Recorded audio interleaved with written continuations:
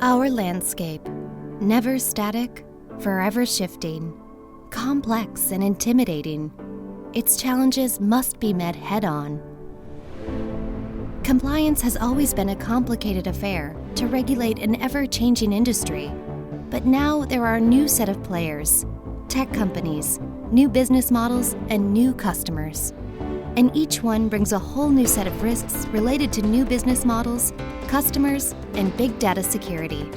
The current issues are not going away, and new ones are continually on the rise. So how are we to address this challenge? Compliance is not just about knowing and following all the rules, it's about meeting the ethical expectations of the community that we are part of and operate in. It protects our customers, it protects their patients, it protects our industry.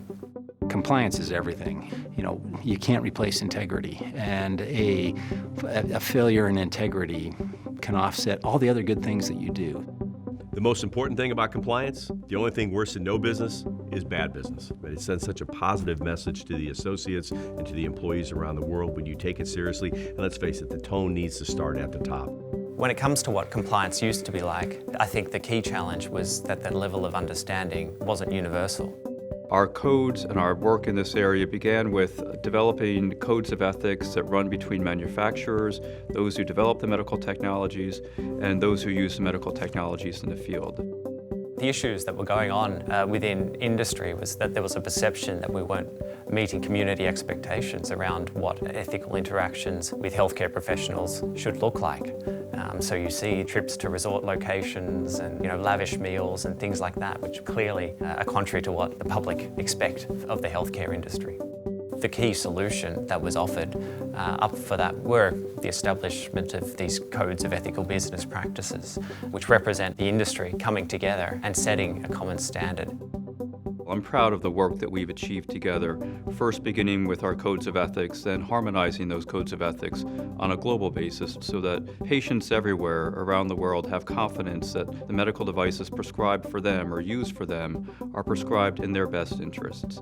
Despite the fact that there are variances in laws and regulations and cultures, we do see some meaningful changes happening where compliance and having a more standardized approach around the world is truly happening. What I've been observing over the last years is a better understanding across the globe about the importance of compliance, but there is a lot of inconsistency. Today we're dealing with a host of new challenges. Think of issues around data protection, social media, evolving business models, procurement rules, environmental standards. We will see new players that may come from different sectors. So it's going to require a more sophisticated approach to how we deal with the compliance challenges. The compliance officer will have to be fully connected, will have to be really aware of all these new developments, and will have to manage his job in relation with all these new evolutions. As I look ahead, I see a value-based paradigm. We see it in the Middle East with new procurement models. We see it in the United States as we move ahead to a value-based world. The outcome-based solutions that we are going to offer will create a lot of complexity for compliance officers to figure out where are the risks, where is influencing happening, how are these financial models built. And I think that will also change a little bit on how we need to build industry codes. And I think that is going to be the biggest change driver for compliance in the future. I'd like people to think about how are you going to help promulgate these emerging ideas, these emerging best practices out to the young companies that you will someday acquire.